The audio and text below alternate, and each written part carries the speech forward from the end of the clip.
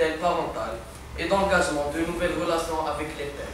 Enfin, la représentation de soi s'engage dans une nouvelle subjectivité qui s'exprimera au sein de l'identité, fruit des transformations sexuelles, cognitives.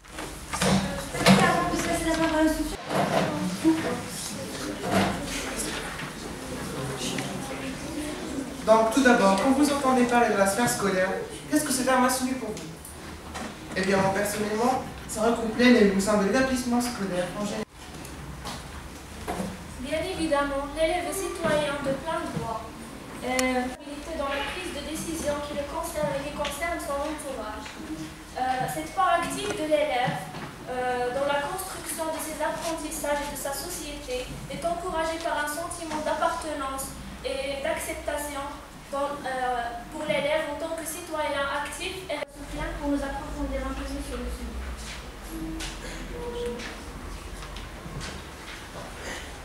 Ne voudriez-vous pas avoir le droit de vie et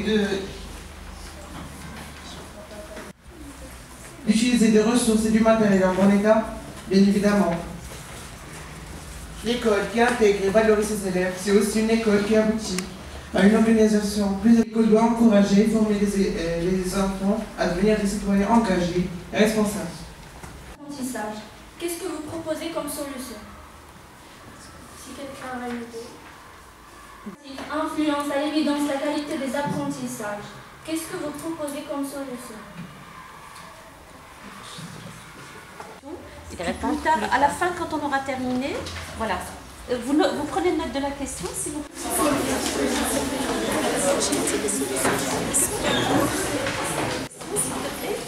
À l'inverse, les problèmes de violence et le climat. Qu'est-ce que vous proposez comme solution?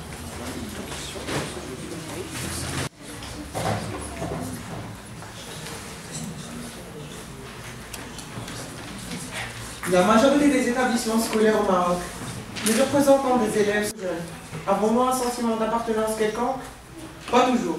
C'est pour cela que les élections et votes de délégués de classe reflètent un sentiment de citoyenneté. Grâce à cette dernière, on se reconnaît en quelque sorte et acquiert. Les garçons qui sont pincés côté bagarre et querelle. Et s'appliquer à maîtriser le cours de la matière auquel il est inscrit et de faire preuve d'autodiscipline. Et circulation et l'employabilité. C'est pourquoi on remarque que la plupart des élèves viennent à l'école, non pas pour apprendre, mais pour passer leurs examens. Ce qui peut être très dangereux vu d'une autre perspective, parce que tout en été, l'école va au-delà de ça. La question qui se pose alors est, d'après vous, est-ce que l'école marocaine sera-t-elle plus ou moins développée, à savoir que offrira-t-elle à l'élève l'opportunité?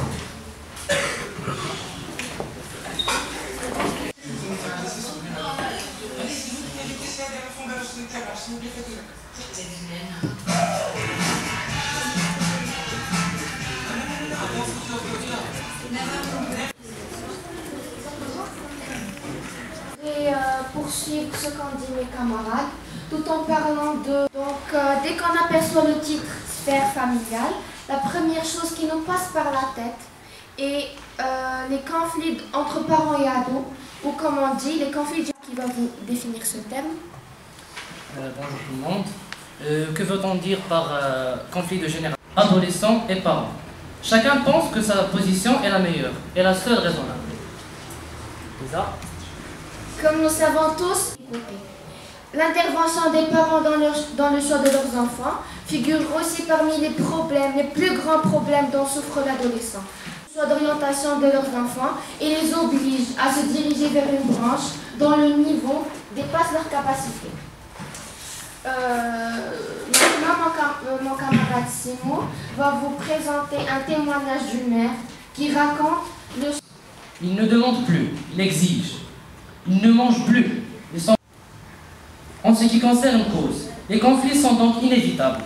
Le lever, le coucher, les repas, les devoirs, la participation aux tâches domestiques, les heures de rentrée, etc. sont autant d'occasions qui déclenchent des conflits normaux que l'on trouve dans presque toutes les familles. On attribue souvent la cause des conflits familiaux aux difficultés entre les parents et les adolescents. Et l'on demande aux psychologues qui savent très bien communiquer entre eux. Mais les réactions émotives sont tellement intenses lors lors des conflits que parents et enfants. Fermeture. Ce sont donc les émotions secondaires qui sont agiles lors des disputes, c'est-à-dire des émotions réactionnelles à des émotions primaires. Merci.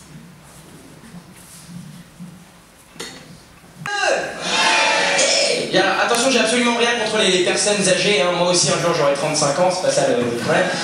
Et je viens vous voir aujourd'hui pour vous donner un message vraiment au nom de tous les ados de France, laissez-nous dormir le matin, quoi, sans déconner. Ma mère à moi m'a même dit, je payerai pour y retourner. Le lendemain... Les cheveux, vraiment, c'est pas un truc, tu vois, on a toujours l'impression que je me suis réveillé tard le matin, tu vois. C'est une esquisse, c'est un projet, moi tu me jettes sur un mur de sel. À quoi qu'est-ce que ça va me servir à moi le français? C'est ça, qu'est-ce que je dis? Ça sert à rien le français. Et puis, là, encore mon père, il m'a réveillé à 8h, il m'a dit, Kate, réveille-toi, ta cour de thé. M'assois, j'allais voir ça, quoi. Allez-y, Parce que la liberté crée la créativité et ça permet d'être un jeune responsable. Quand on limite la liberté, il ressemble à l'esclave. Mais d'autres, ils pensent qu'il faut limiter la liberté parce qu'il faut protéger les enfants parce qu'elles ne sont pas assez mûres. Les dangers qui les menacent sont de plus en plus nombreux. Ils doivent savoir qu'il n'y a pas une liberté absolue, mais une liberté conditionnée par la religion, la loi. Nous enfermons dans nos chambres et puis les parents nous reprochent de passer beaucoup de temps isolés. Et surtout, nous les filles, nous souffrons plus du manque de liberté vu que nous sommes plus exposés aux dangers et c'est là où se manifeste le sexisme. L'adolescent a besoin à la fois de contrôle et de liberté. Il a besoin de sentir l'intérêt familial en ce qui le concerne, mais cet intérêt est surtout centré sur le désir de le retenir. Peut-être que si les garçons sont mieux éduqués et ont grandi dans un lieu où les filles sont respectées et bien traitées. Les parents nous reprochent également le temps que nous gaspillons sur les réseaux sociaux, bien que c'est le seul moyen de rester en contact avec nos amis et de nous échapper de leur emprise. Parfois, je parie que juste en disant l'expression réseaux sociaux, la plupart d'entre vous l'associent au chat et au commérage, ou en notre dialecte marocain tbelgik.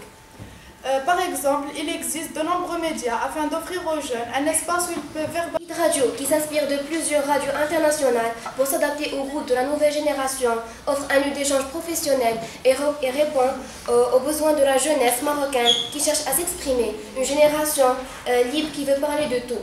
Tous les sujets y sont autorisés, les auditeurs possèdent la parole et les débats sont suscités. Ceci dit, le racisme et l'intimidation, deux autres grands problèmes. Plusieurs gens mènent une bataille tous les jours, soit à cause de leur couleur de peau, finit pas. Par exemple, étant de teint foncé, je fais souvent face à des commentaires blessants et de remarques peu plaisantes.